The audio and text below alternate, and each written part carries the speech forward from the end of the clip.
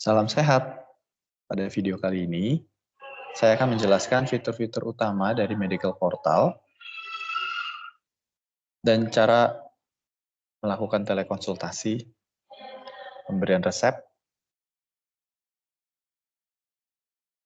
surat keterangan atau surat rekomendasi sakit, atau surat sakit, dan juga rujukan ke laboratorium maupun rujukan ke dokter spesialis secara offline atau tatap muka.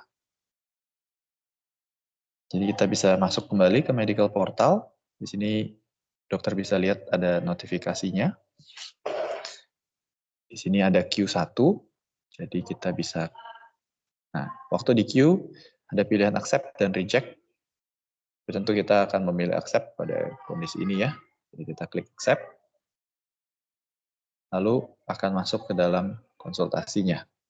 Di sini, dokter bisa melihat di bagian atas ada nama pasiennya, di paling atas kali 61728 itu adalah consult ID atau konsultasi, nomor konsultasi. Lalu kita bisa lihat detail pasiennya, Ega Bonar Bastari, umurnya, dan jenis kelaminnya. Kita bisa masuk ke view profile. Ya. Apabila pasiennya sebelumnya pernah konsultasi, maka ada consultation record-nya. Apabila tidak ada, akan bentuknya seperti ini. Kita bisa melihat juga di bawah nama Ega Bonar Bastari yang bagian atas itu ada tulisnya PPU, lalu ada PT, grade, dan seterusnya titik-titik-titik. Nah, di sini berarti kalau ada tulisan merah seperti itu, pasien ini adalah pasien dari yang menggunakan asuransi. Jadi kita bisa masuk ke view profile lagi. Di sisi sebelah kanan atas itu ada tulisan yang PT Great Eastern. Nah, kalau kita mau lihat ke dalamnya, di sini kita bisa lihat detail nama membernya, nama benefitnya, tanggal lahirnya, dan jenis kelaminnya. Jadi ada patient detail, ada 4, di situ ada nama. Nama ini adalah nama yang terdaftar di aplikasi. Lalu member name adalah nama yang terdaftar di asuransinya. Jenis kelamin berdasarkan asuransi dari data asuransinya, dan juga tanggal ulang tahun berdasarkan dari tanggal yang ada di asuransinya. Formatnya itu tahun, 1988 itu tahun, 04 itu bulan, 12 itu tanggal. Lalu ke bawah sedikit kita bisa melihat tipenya ada PPU. Jadi ada 2 tipe, Dok. Yang pertama PPU, yang kedua adalah kapitasi, tulisnya CAP biasanya. Perbedaannya di mana? Perbedaannya untuk PPU itu adalah asuransi yang dibayarkan setiap kali terjadi transaksi. Sementara kalau CAP atau capitation atau kapitasi itu bentuknya seperti managed care, di mana untuk setiap bulan anggota kapitasi ini dibayarkan oleh perusahaannya sejumlah dana yang bisa digunakan untuk melakukan telekonsultasi atau membeli obat juga. Nah, oleh karena itu, untuk PPU memang disarankan sangat bebas sebenarnya. Untuk PPU tidak ada, untuk tipe asuransi yang PPU tidak ada batasan, kecuali untuk obat-obatan atau multivitamin atau vitamin yang diberikan hanya satu saja. Jadi misalnya ibu hamil, kondisi normal hanya perlu vitamin hamil. Nah, dalam hal ini kita tidak bisa memberikan langsung vitamin hamil saja, karena tidak termasuk dalam kondisi sakit. Nah, jadi yang bisa diberikan vitamin itu apabila memang ada obat utamanya, Dok. Jadi misalnya batuk pilek, lagi demam, lagi mual muntah, lagi diare, lalu ada mau diberikan tambahan vitamin. Tapi ada obat-obatannya, obat batuknya ada, obat pileknya ada, obat demamnya ada, obat diarenya ada. lalu mau ditambahkan vitamin, itu bisa. Tetapi kalau hanya vitamin saja itu tidak bisa. Ya. Obat-obatannya pun yang bisa diberikan adalah obat-obatan yang bukan herbal. Ya, termasuk juga vitamin-vitamin atau obat-obatan yang bersifat tujuannya adalah tujuan estetik. Itu juga tidak bisa ditanggung. Beberapa vitamin untuk brand-brand tertentu, khususnya misalnya Blackmores, itu juga tidak ditanggung. Shampoo, sabun, krim kecantikan juga semuanya tidak ditanggung. Termasuk juga untuk alat-alat kesehatan, spoid, NaCl, kasa steril, itu juga tidak ditanggung. Sehingga kita tidak bisa memberikan hal-hal seperti itu kepada pasien-pasien asuransi. Tapi dokter mau memberikan obat brand apapun, dokter mau memberikan obat mereknya generik pun, silahkan, bebas untuk PPU ini. Sementara untuk kapitasi, karena ada batasan yang diberikan per bulan oleh asuransi, maka sangat disarankan untuk atau memilih obat-obatan yang bersifat generik. Kecuali apabila memang kondisinya berdasarkan anamnesis membutuhkan obat-obatan yang tidak ada generiknya, dok. Maka dokter dipersilahkan untuk memberikan yang paten. Tetapi kalau misalnya ada pilihan untuk generik, mohon untuk memilih pilihan generik. Baik, itu yang kita bahas di sini, sama kita bisa lihat nanti coverage-nya sampai dengan kapan, apakah masih berlaku atau tidak. Nah, setelah itu, sedikit tambahan untuk terutama untuk dokter anak, dokter umum, dokter anak, dan juga dokter obgyn. Sewaktu menerima pasien-pasien yang ada label itu, merah di bawah namanya Ega Bonar Bastari, ada PPU, PT apa, atau kapitasi PT apa, selalu kembali pastikan melihat dulu informasi benefitnya. Jadi kembali ke informasi insurance-nya, pastikan bahwa jenis kelamin dan tanggal lahirnya sesuai. Misalnya, kalau pasiennya perempuan, ke dokter obgyn, kebidanan dan kandungan, pastikan bahwa gendernya perempuan. Kalau misalnya konsultasinya untuk anak, pastikan birth date-nya, tanggalnya, itu tanggal lahir atau tahunnya tahun masih yang anak-anak. Misalnya sekarang 2024, ya berarti mungkin antara 2007 sampai dengan 2024 gitu ya, tanggal lahirnya.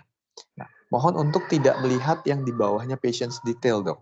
Karena kalau di bawahnya patient's detail itu adalah data bukan dari asuransinya, data yang dimasukkan sendiri oleh pasiennya. Jadi kita tidak bisa melihat yang patient's detail, kita melihat yang dari view profile, lalu masuk ke benefitnya, lalu dilihat yang dari situ. Baik, setelah itu kita akan masuk ke bagian bawah. Di bagian bawah itu ada 4 tombol yang bisa dipakai, yaitu summary, diagnosis, dan RX, sick letter, dan referral letter. Summary itu adalah resume medis kira-kira. Kalau kita buka, yang harus dimasukkan adalah diagnosis atau kode ICD, inquiry atau keluhan utama, dan juga suggestion atau saran dari dokter. Ya. Summary bisa diberikan pada saat kapanpun. Jadi misalnya, ini pasiennya baru masuk dengan batuk, gitu ya. Lalu dokter masukin diagnosisnya, misalnya sudah konsultasi jalan sedikit gitu ya, lalu dokter udah masukin konsultasinya, misalnya infeksi saluran pernafasan akut. Oke. Nah, dalam kondisi memasukkan diagnosis, dokter bisa pakai kode ICD-10 dokter bisa pakai diagnosis juga dalam bahasa Indonesia maupun bahasa Inggris. Jadi misalnya ini infeksi saluran pernafasan, juga muncul infeksi saluran pernafasan atas, saya tinggal pilih. Atau kalau tidak, saya bisa masukin dalam bentuk ICD code J06.9. Itu juga bisa. Ya. Lalu inquiry-nya tadi batuk. Tapi kalau dokter tidak mau mengetik dari apa yang pasien sampaikan, itu dokter bisa tinggal langsung klik aja itu tanda panah di bawah bubble chatnya pasien. Lalu pilih add to summary. Masuk ke inquiry dia. Nanti kita kalau buka lagi summary-nya, batuknya akan sudah muncul sendiri. Demikian juga misalnya dokter memberikan misalnya apa ya?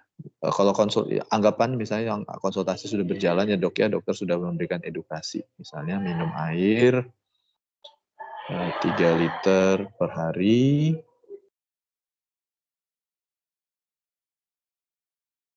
Minum obat sesuai instruksi. Istirahat yang cukup. Nah, misalnya seperti ini, dokter di bubble chatnya yang dokter masukkan itu ada tanda panah bawah, tinggal diklik, langsung masuk add to summary atau suggestion. Dimasukin lagi add to summary suggestion, add to summary suggestion. Nanti masuk ke summary akan muncul suggestion-nya. Ya. Kalau sudah, ini dokter perlu submit dok, karena ini akan menjadi resume medis yang akan dipakai sama pasien maupun sama asuransi. Kalau sudah klik submit, setelah dokter sudah submit, kalau dokter mau rubah summary-nya itu masih bisa dok. Jadi misalnya istirahat yang cukup, di sini tadi terhapus ya, minum obat sesuai anjuran, itu minum air 3 liter misalnya, lalu submit, ya sudah, submit lagi, itu bisa lagi, dokter bisa submit berulang-ulang kali. Ya, setelah itu kalau sudah, dokter bisa masuk, lalu ada pilihan diagnosis dan RX, ada sick letter, ada referral letter. Saya masuk dulu ke sick letter, karena nanti diagnosis dan RX yang agak lebih panjang. Sick letter adalah untuk memberikan surat sakit, kita hanya perlu mengisi tanggal mulai sama tanggal berakhirnya. Beberapa catatan dalam pemberian sick letter atau surat sakit adalah yang pertama, tanggal mulai hanya bisa tanggal hari ini atau tanggal besok. Jadi misalnya kalau hari ini adalah tanggal 22 Maret, maka hanya bisa dipilih tanggal 22 atau tanggal 23 Maret. Misalnya hari ini. Lalu tanggal 22 Maret. Lalu end date-nya bisa dipilih 3 hari dari tanggal mulai. Jadi 22, 23, 24 dong. Ya. Jadi tergantung mau berapa hari. Kalau butuhnya 7 hari, gimana? Kalau butuhnya 7 hari, nanti dokter akan ada di dalam satu WhatsApp group bersama-sama dengan tim admin ops kami. Nah, di grup itu dokter bisa sampaikan kalau butuh surat sakit lebih dari 3 hari. Bagaimana juga kalau misalnya mau backdate, gitu ya. Ternyata dia kemarin tuh tanggal 20 sempat datang juga ke saya, tapi dia lupa minta surat sakit. Nah, itu juga bisa diserahkan kepada admin ops. Dengan menyertakan nomor consult ID. Nomor consult ID yang tadi ada di atas, yang ada di atas 61728, itu adalah consult ID-nya. Oke, kita kembali lagi ke sick letter. Kita coba klik ya, misalnya hari ini selama 1 hari, submit sick letter. Oke, dipastikan lagi tanggalnya. This is to certify that the patient is unfit for duty for a period of 1 day from 22 Maret 2024 to 22 Maret 2024. Lalu klik continue. Nah, kalau sudah muncul sick letter di bagian atasnya sedikit, itu berarti sudah terkirim. Oke. Sama juga sick letter kalau dokter mau rubah tanggalnya itu juga bisa ya dok ya. Masih bisa walaupun sudah disubmit.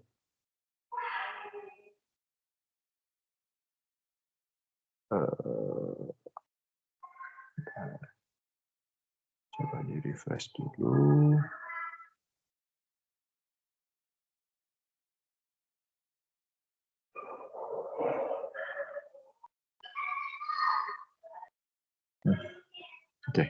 Lagi ada bug kayaknya. Oke, lalu saya lanjut dulu dok ke referral letter. Referral letter adalah untuk melakukan rujukan. Rujukannya bisa diarahkan kepada spesialis maupun ke laboratorium untuk examination. Contoh misalnya ke spesialis, kondisi ini tadi dia batuk, misalnya kita mau kirim ke THT, gitu ya, maka tinggal dimasukin aja THT, lalu remarks-nya adalah catatannya, catatan medisnya, misalnya batuk,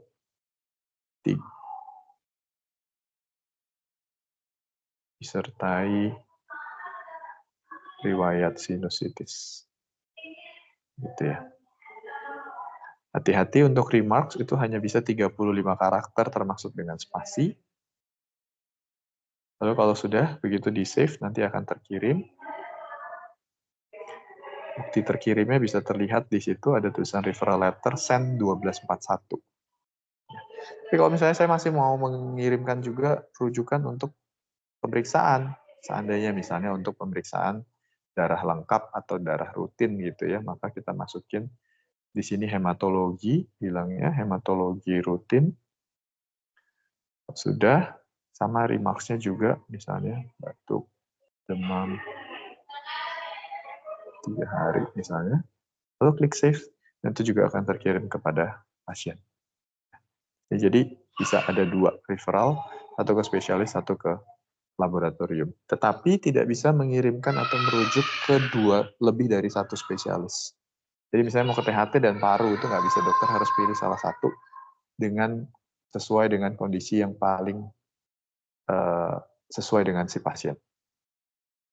Oke, nah yang terakhir adalah diagnosis dan RX. Diagnosis dan RX ini adalah di mana dokter bisa memberikan resep obat. Ya. Bagaimana caranya? Ini karena tadi sudah masukin diagnosis waktu di summary, maka sudah muncul. Tapi pada dasarnya apabila itu belum dimasukkan, maka waktu memasukkan diagnosis itu masih kosong, jadi harus milih lagi diagnosisnya. Dokter juga bisa memilih lebih dari 1 diagnosis, jadi bisa ditambahin misalnya apa tadi, sinusitis gitu ya.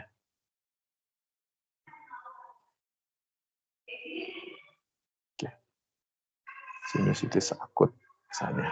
Nah, lalu jadi bisa lebih dari 1. Nah, tapi tetap diagnosis yang pertama kalau bisa adalah primary diagnosisnya, diagnosis primernya.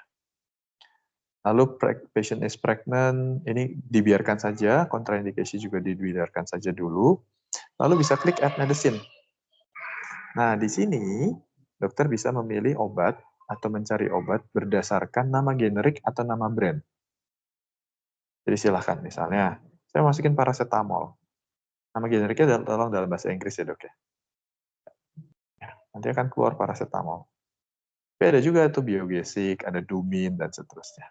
Ya, jadi kalau mau masukin, tapi kalau misalnya saya biasanya menggunakan Sumagesic dok, boleh aja silahkan dok, nggak apa-apa. Gitu. Ya. Tapi kalau Sumagesic tidak akan keluar yang paracetamol ya. Ya. Lalu di sini ada obat yang depannya ada tulisan RX dok. Bedanya apa? Kayak gini, Sumagesic ada RX-nya. Tapi kalau misalnya saya masukin biogesic, biogesic nggak ada RX-nya. Nah bedanya apa sih? Yang ada RX-nya itu adalah obat-obatan yang ada di apotek panel dan secara stok opnam itu dikontrol sama dokter juga, sehingga memastikan bahwa akan sangat mudah buat dokter untuk mencari obat-obatan di tempat tersebut, terutama obat-obatan yang ada depannya RX tadi. Jadi kami menganjurkan untuk mencari yang ada RX-nya. Memang tidak semuanya ada, tetapi saya rasa sebagian besar dari obat-obatan yang sering dipakai untuk telekonsultasi ada. Atau kalau enggak, bisa lebih mudah, dokter bisa juga langsung aja tulis RX di sini. Lalu lihat obat-obatan apa aja sih yang ada. Gitu. Ya. Baik, saya lanjut dulu. Misalnya ini saya masukin tadi batuk ya, berarti kita masukin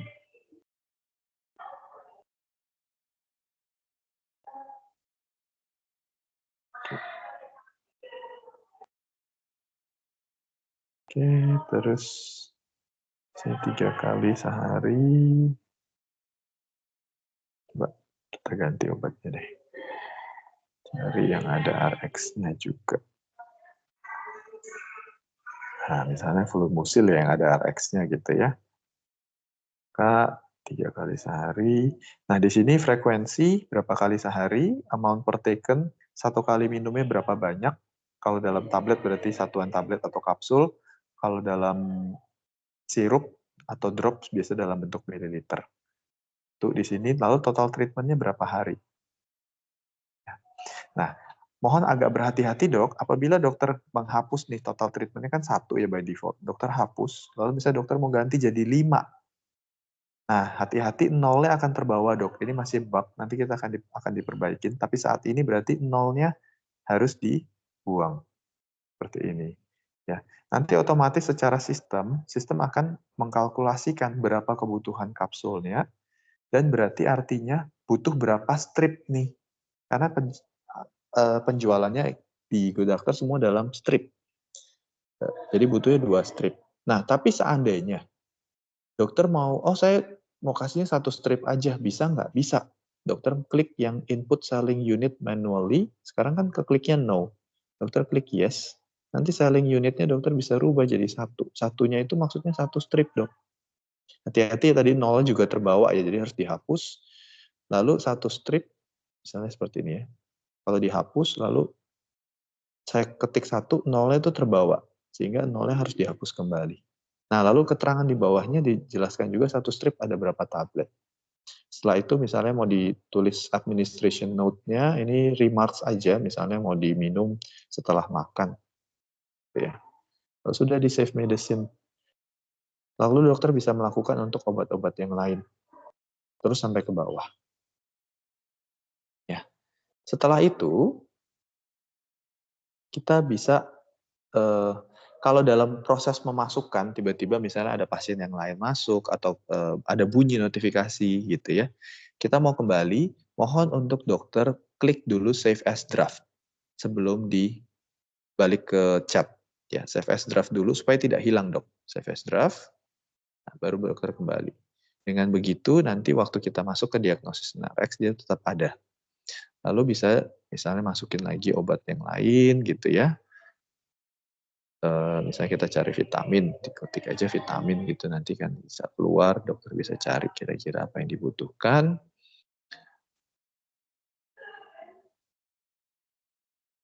Oke, seperti itu kebutuhannya apa, tergantung misalnya kita bilang Segafit. Nah, sudah. Itu ya, ada pilihannya tadi Segafit, ada 2, saya pilih yang RX. Lalu frekuensi, kalau ini nggak usah dihapus ya, langsung dimasukin aja, misalnya saya buat 1, saya nggak akan hapus dulu, saya ketik 1, sehingga nolnya langsung terganti, ini juga 1, untuk misalnya 5 hari. Nah, kalau 5 kan saya harus hapus ya dok ya, waktu dihapus dia jadi 0. Hati-hati di sini, kalau saya langsung ketik 5, maka nolnya akan terbawa, jadi 50, maka nolnya harus saya hapus lagi. Atau pilihannya adalah, begitu jadi 0, saya pindah lagi ke belakang dan ketik 5. Ya. Sudah di save medicine, kalau dokter ngerasa sudah semuanya, dokter bisa continue. Sudah siap dikirimkan, continue. Lalu nanti ada pilihan apotek-apoteknya. Dokter juga bisa lihat itu ada yang semua item tersedia, ada yang sebagian item tidak sebagian item tersedia. Kalau sebagian item tersedia, kalau semuanya sebagian item tersedia, dok, dokter bisa pilih salah satu, lalu nanti dokter klik yang tanda panah bawah. Nanti ketahuan, yang mana sih yang kosong? Oh, yang Fluimucil kosong. Oke, kalau gitu bisa di change medicine. Misalnya Fluimucil nggak ada, oke, kalau gitu saya coba ganti acetylcysteine deh. Siapa tahu acetylcysteine lebih ada. Oke, acetylcysteine ada ya. Nah, saya pilih aja salah satu acetylcysteine-nya. Gitu. Kalau sudah confirm change, nah sekarang jadi ada semua itemnya jadi tersedia. Lalu bisa dipilih, lalu dokter continue. Submit, akan terkirim kepada pasien. Tahunya dari mana? Itu ada tambahan attachment. diagnosis NRX, send 12.50. Ternyata tiba-tiba, oh saya mau ada tambahan ternyata pasiennya. Dokter bisa klik aja diagnosis NRX-nya lagi. Nanti dia muncul lagi dok, dokter tinggal tambahin, dokter kurangin, dokter ganti. Ya. Oke, lalu di bagian kiri bawah itu ada tombol yang kayak bubble chat gitu. Ini adalah template. Tapi template ini tidak bisa dirubah dok. Template ini template yang sama terus gitu ya. Nah, yang mungkin saya rasa penting adalah di sini ada safety question, riwayat penyakit sebelumnya, safety question untuk riwayat obat, safety question untuk hamil dan menyusui. Itu dokter bisa pakai pasti untuk kondisi apapun. Lalu di sini juga ada penutup ya, penutup dan setelah resep ini juga cukup penting, dan customer excellence. Ya. Nah, kadang-kadang kalau mereka ada kebingungan, kita arahkan saja ke CS. Ini caranya tinggal klik tanda panahnya. Nah, kalau sudah dikirim. Nah, di video sebelumnya, di beberapa video sebelumnya, saya juga sedikit menerangkan tentang penggunaan iWriting buat Android atau text replacement untuk iOS. Karena handphone saya Android, jadi kita coba iWriting-nya ya. Kemarin tadi di video yang sebelumnya itu saya menjelaskan, saya masukin template batuk. Jadi di sini saya tinggal ketik nih batuk. Secara otomatis akan ada pilihan batuk 1, batuk 2. Saya tinggal pilih aja sesuai dengan template yang saya butuhkan yang mana. Misalnya batuk 1. Langsung dikirim dok. Ya. Nah, jadi template-nya dokter bisa dokter masukin semua di text replacement atau di iWriting. Oke. Kalau sudah dikirim resepnya, pasien baru bisa akan melakukan check out setelah konsultasinya diselesaikan. Jadi kita bisa memberitahukan melalui template. Template-nya juga ada nih di sini. Mana yang setelah resep. Di sini disampaikan rekomendasi obat yang saya kirimkan baru dapat dipesan setelah konsultasi ini diakhiri. Bila sudah ingin melakukan pembelian obat, saya izin selesaikan konsultasinya ya. Terima kasih dan semoga sehat selalu. Nah, kalau pasiennya membalas terima kasih, sudah bisa langsung diselesaikan. Cara menyelesaikannya, dokter tinggal klik end chat. Jangan lupa untuk mengisi dulu summary-nya ya dok ya, sebelum dokter end chat. Oke, karena saya sudah isi summary di sini, saya klik end chat, confirm, maka langsung akan selesai konsultasinya. Langsung tulisnya consultation ended. Ya. Dan kalau kita masuk ke dashboard-nya, tidak ada yang tulisannya need ICD, atau di chat room tidak ada yang ended. Tapi kalau misalnya belum diisi consult summary-nya, maka dia akan pindah ke ended, atau need ICD kalau di dashboard. Ya, lalu masuk sudah tadi completed chat saya 17, sekarang sudah jadi 18. Completed itu berarti sampai summary sudah diselesaikan. Nah, yang kami akan bayarkan konsultasinya, yang bisa terhitung hanyalah yang sudah sampai completed, dok. Jadi saya sangat anjurkan untuk sesegera mungkin atau bahkan pada saat konsultasinya berjalan, summary-nya juga sudah diselesaikan. Demikian yang saya bisa sampaikan pada saat ini. Semoga bermanfaat untuk kita semua. Salam sehat.